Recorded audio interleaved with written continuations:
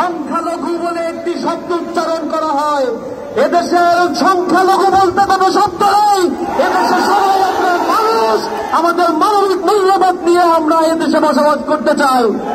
একতার বাংলাদেশে আজকে যারা এখানে উপস্থিত হয়েছে, গণ্যমান্য ব্যক্তিগণ, বিভিন্ন সম্প্রদায়ের লোকেরা, তারা আজকে যে বার্তা এখান থেকে ছড়িয়ে দিয়েছে, আমরা আশা করি আমরা এ দেশকে নতুন উদ্যমে, তারুণ্যের উচ্ছলতায় আমরা এই দেশকে গড়ে তুলতে চাই। আমরা বলতে চাই, এই বাংলাদেশকে যদি কারো ষড়যন্ত্র করার ছাপ জাগে, আমার যদি কারো ভয় করে এই বাংলাদেশকে ফেসিবাদের দোষরের আওতায় নিয়ে আসতে চায়, সাধারণ ছাত্র জনতা তাদেরকে এই বাংলাদেশে এক মুহূর্তে থাকতে দেবে না।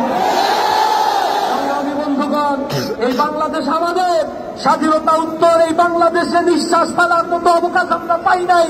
আমাদেরকে নানা ধরনের ত্যাগ দিয়ে এদেশের মানুষের বাক স্বাধীনতা, সাংবিধানিক মানবিক মূল্যবোধকে কমিয়ে দেওয়ার জন্য চেষ্টা করা হয়েছে। আজ মানুষেরা জেগে উঠেছে, জাগ্রত মানুষের কণ্ঠস্বরকে রোধ করার মতো কোনো চক্রান্ত করার মতো কোনো শক্তি নাই।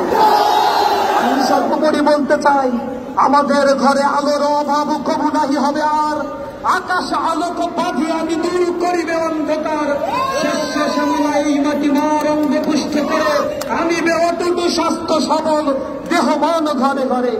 আমরা আনিব ফুল ও ফসল, পাখিরা তারানা ভোর, জগৎ করিব মধুময়, প্রাণে প্রাণে প্রীতিলোর। আমরা প্রতিটি প্রাণের বন্ধনে এই স্বাধীন সার্বভৌম দেশকে গঠন করব। আমরা অতন্ত্রী প্রহরী হয়ে বাংলাদেশের প্রতি ইঞ্চি মাটিকে আমরা রক্ষা করবো ইনশাআল্লাহ। সকল ধন্যবাদ জানিয়ে আমার কথা শেষ করছি। আসসালামু আলাইকুম ওয়া রাহমাতুল্লাহ।